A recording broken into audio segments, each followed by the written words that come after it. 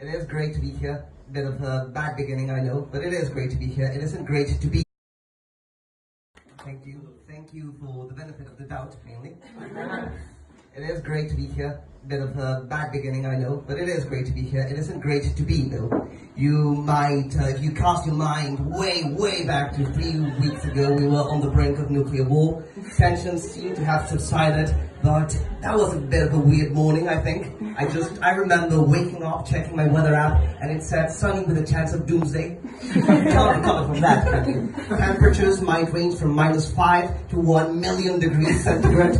If you're American, I will not translate that for you because it's your fault. You want your protest votes for a dead gorilla. But there is an atmosphere of doomsday all about us, I think. It was at a remarkably similar point in the history, in the downfall of the Roman Empire, that the Emperor Caligula made his horse a consul in the Roman Senate.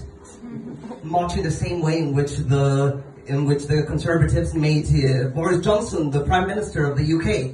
Now, you might think that both things are the same, Boris Johnson and a horse, but they aren't.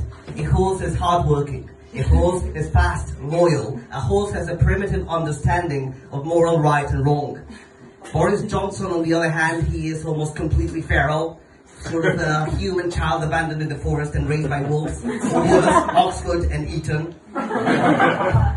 Completely feral. He has less understanding of EU policy than a farmyard animal, which is actually ironic because a great percentage of EU policy goes into subsidizing farming in the UK. Bit of a weird joke, that one, no laughs, just an anxiety in the room. And that is because people don't know anything about the EU. And that is why Brexit happened. One of the main Google searches on that day was, what is the EU and why are we leaving it? So Boris Johnson, completely feral, less understanding of EU policy than a farmyard animal. And of course, if Boris Johnson were to break a leg, we wouldn't just be able to put him down, you know. Which is a bit of a shame because that was the other party's main strategy to win the past elections. No wonder they lost. The world is in a bad place, though. There's a political crisis, there's a migratory crisis, there's a health crisis, people refusing vaccinations, there's a dictatorship in Brazil, there's another in Korea. I have a question for you. Which Korea? North, South? You don't care, do you? You live in the first world. Australia is on fire, there are koalas literally in flames right now, and worst of all, I got ghosted on Tinder. Honestly, I would take a dead koala over that. I think any of us would for rejection. I didn't use Tinder. Notice the silence. It's always awkward to introduce that subject, because we think that it is morally better to meet someone in a bar while you're plastered than the actual human desire of having connection. But the problem with Tinder, I think, is it's a bit of a meat market, where all the cows and the pigs and stuff, they have been tricked into being cut open and exposed as though it were their own idea.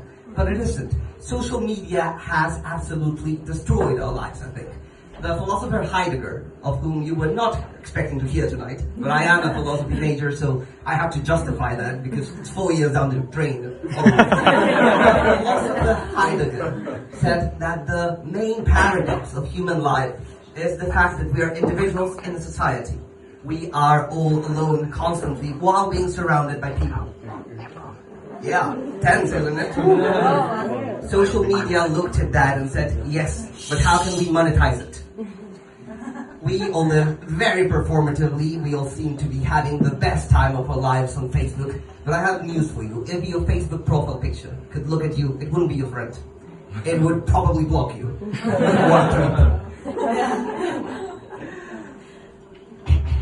But the thing about social media, we all are supposed to be having a great time all the time, smiling all the time, and it is quite irritating. I remember just reading a number of these posts about people just living life, and until I read a post by a friend of mine, his dog got run over, and I just wrote, thank you.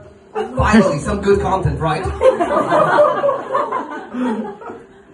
But the fact of the matter is that it is very difficult to live in life right now while everyone's pretending to be happy, and if you feel left out, I think. And that is why I'm starting my own movement. It's called Worst Book. It is where you display the worst possible image of yourself online as a benefit to others, I think. So your friend, for example, who just got engaged, you do not see a picture of her with a boyfriend and the ring. What you see is a child in Afghanistan who lost both arms to get the rings. Yeah, groaning. Groaning is the sound of the middle class applauding its own hypocrisy. Thank you very much.